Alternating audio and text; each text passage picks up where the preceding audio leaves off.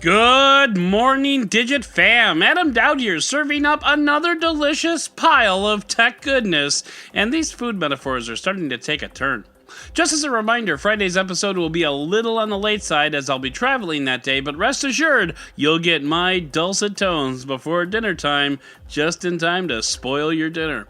But as for today, we've got a weird story, so let's get right to it. It is January 22nd, 2020, and this is your Digit Daily.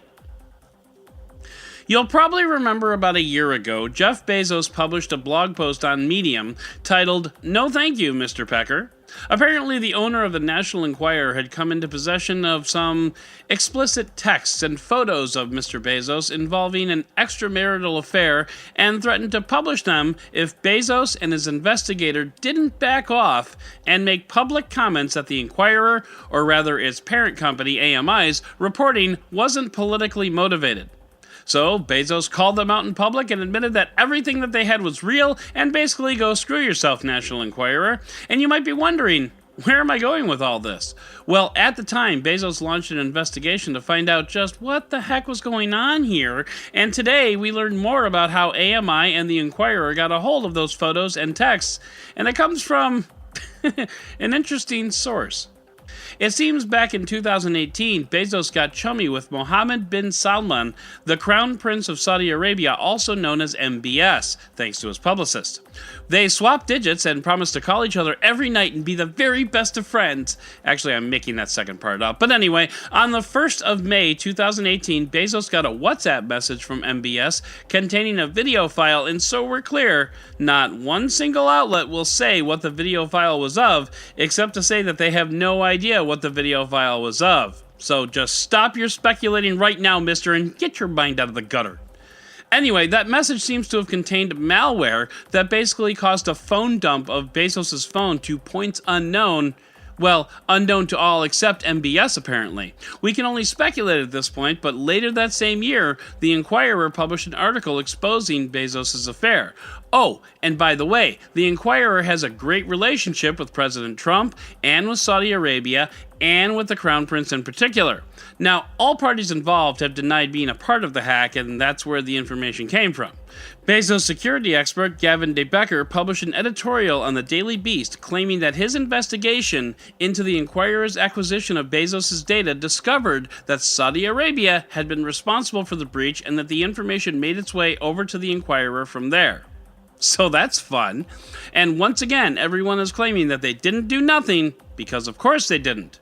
But the story doesn't stop there, because today we'll be treated to a report from the United Nations, as yet unpublished, showing that Bezos was hacked after receiving the message from MBS. Yes, Bezos went to the UN after his phone got hacked by a foreign power.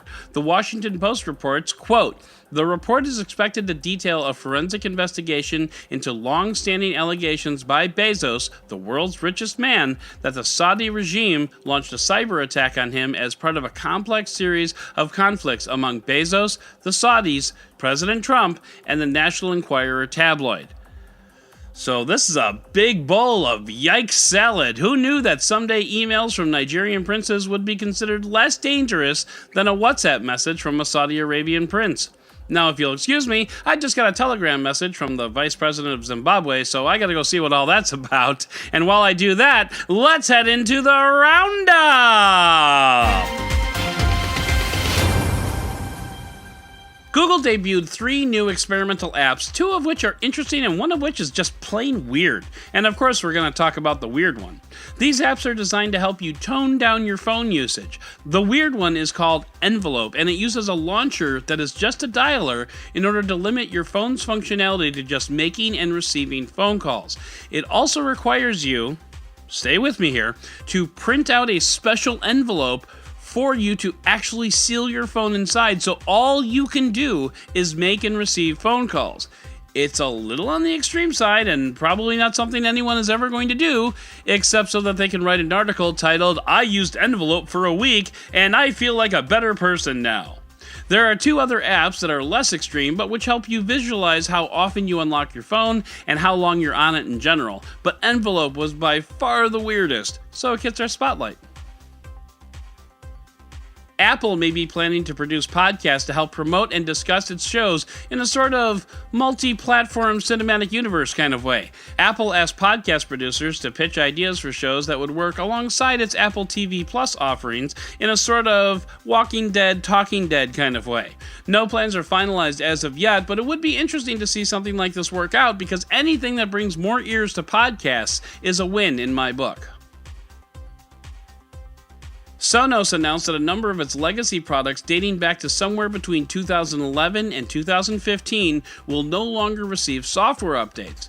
Well, that sucks, but 9 years is a good run for a speaker, and for this next part, I don't own anything Sonos, so if I'm wrong here, bear with me. But the rest of the announcement says, since Sonos is a system of devices all working together, basically if you continue using old stuff, your new stuff might stop working too.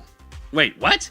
So you can either continue using your old stuff and have it stop working eventually, or you can trade in the old stuff and get new stuff at 30% off, which is nice, but still, wait, what?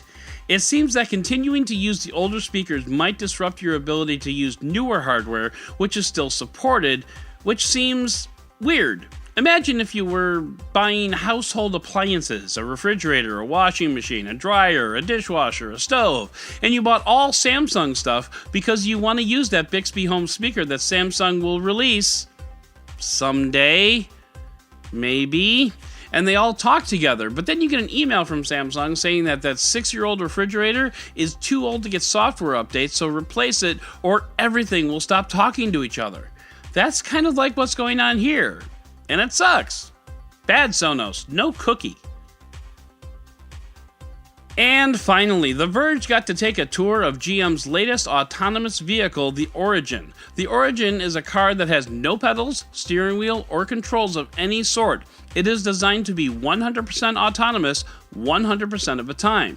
According to Kyle Vogt, co-founder and CTO of Cruise, who is owned by GM, by the time the Origin goes into production, the software driving the car will be superhuman, meaning it will be statistically safer than a human behind the wheel.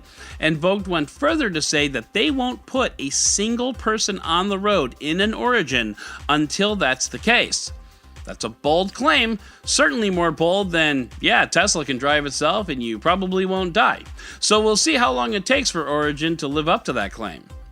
But for now, that's going to do it for this edition of the Digit Daily. If you'd like to learn more about any of these stories, check out the links in the show notes and subscribe to our daily newsletter on digit.com.